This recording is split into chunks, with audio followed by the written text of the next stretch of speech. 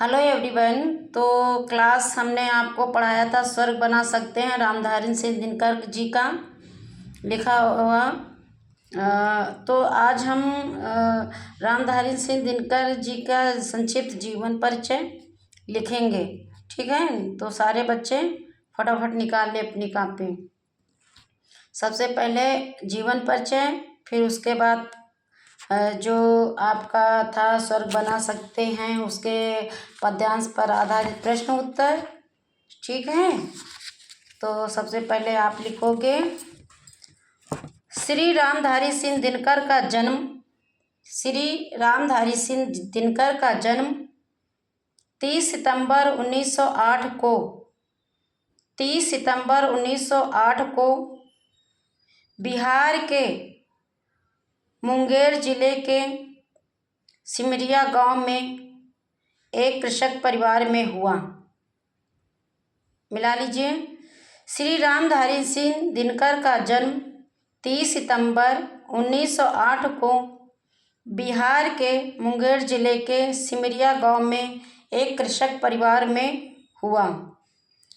2 वर्ष की अल्प आयु में ही इनके पिता का निधन हो गया। 2 वर्ष की अल्प आयु में ही इनके पिता का निधन हो गया।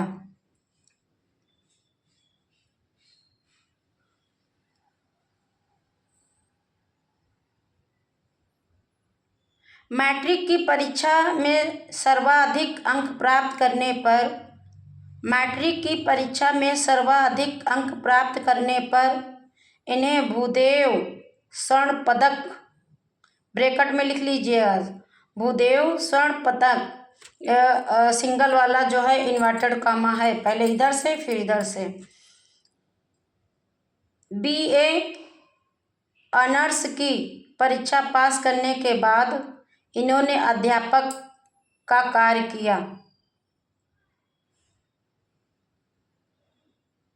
सन 1950 में एक स्नातकोत्तर महाविद्यालय में हिंदी विभाग के अध्यक्ष बन गए। भारत सरकार ने इन्हें पद्म भूषण की उपाधि से सम्मानित किया।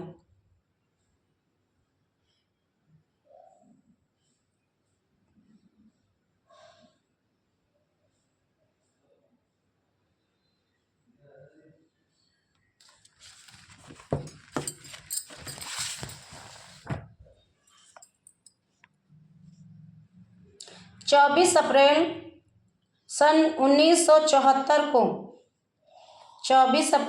1974 को इनका निधन हो गया।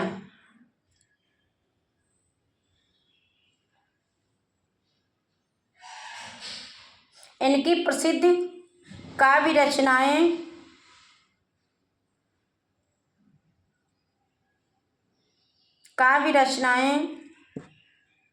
भारतीय संस्कृत के 4 अध्याय, ये गद्य रचना है।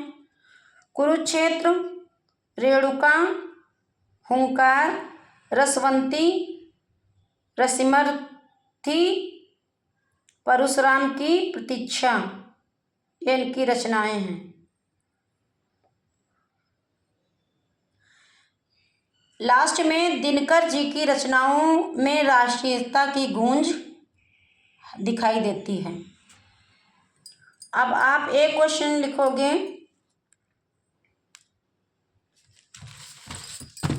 एक क्वेश्चन आपको लिखना है,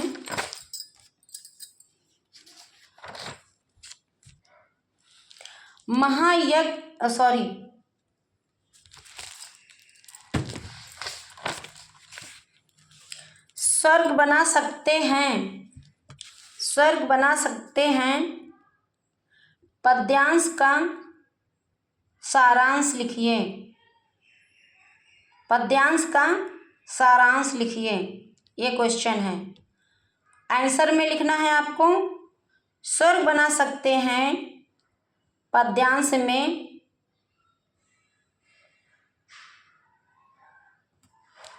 दिनकर जी की प्रसिद्ध रचना कुरुक्षेत्र से लिया गया है। कुरुक्षेत्र से लिया गया है। महाभारत के युद्ध के उपरांत धर्मराज युधिष्ठिर भीष्म पितामह के पास जाते हैं। पूर्णविराम। महाभारत के युद्ध के उपरांत धर्मराज युधिष्ठिर भीष्म पितामह के पास जाते हैं। पूर्णविराम। वहाँ भीष्म पितामह उन्हें उपदेश देते हैं।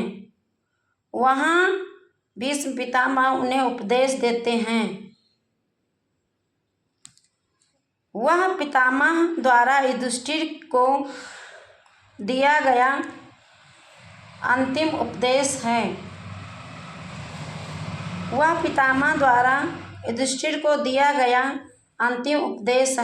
पूर्णविराम। कभी भारत की सामाजिक दशा, उसके विकास में उपस्थित बाधाओं और उसमें परिवर्तन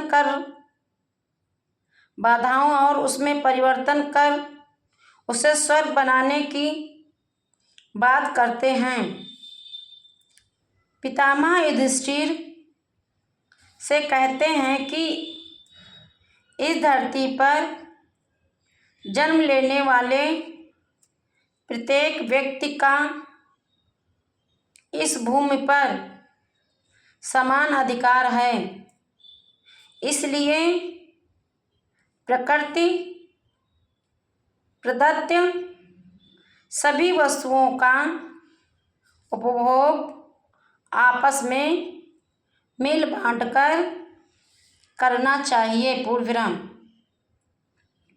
मार्ग में आने वाली प्रत्येक रुकावट का सामना भी मिलकर करना चाहिए। कुछ स्वार्थी व्यक्तियों ने उन पर अधिकार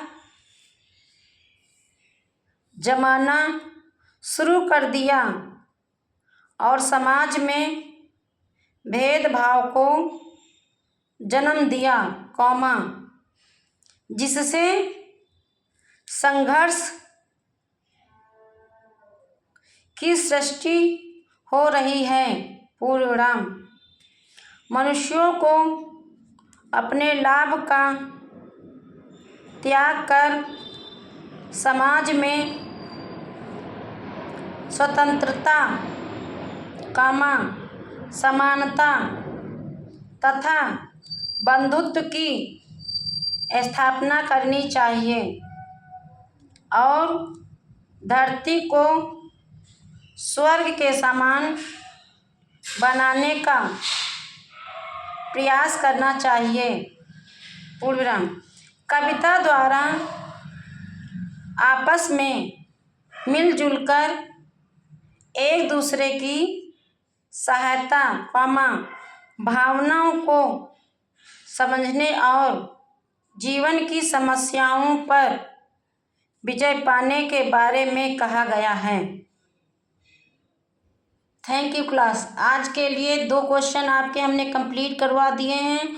उसमें जो है हमने क्वेश्चन नहीं कराया है, तो आप क्वेश्चन करके ही आंसर लिखिएगा। और इधर हमने क्वेश्चन भी कराया, आंसर भी कराया। 2 हो गए हैं स्वर्ग बना सकते हैं चैप्टर के, और बाकी के पद्यांश पर आधारित जो प्रश्न हैं उनको हम अगले दिन बताएंगे। Thank you class. लिखते रहिए आप।